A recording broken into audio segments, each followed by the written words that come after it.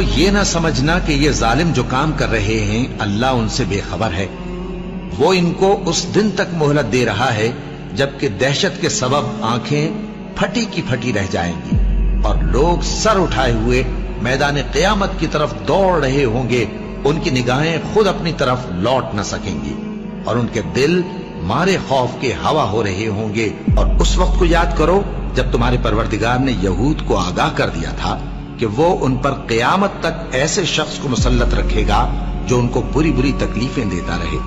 بے شک تمہارا پروردگار جلد عذاب کرنے والا ہے اور وہ بخشنے والا مہربان بھی ہے۔ اب کیا جو لوگ بری بری چالیں چلتے ہیں اس بات سے بے خوف ہیں کہ اللہ ان کو زمین میں دھسا دے یا ایسی طرف سے ان پر عذاب آ جائے جہاں سے ان کو خبر ہی نہ ہو، یا ان کو چلتے پھرتے پکڑ لے تو وہ اللہ کو عاجز نہیں کر سکتے، یا جب ان کو عذاب کا ڈر پیدا ہو گیا ہو تو ان کو پکڑ لے؟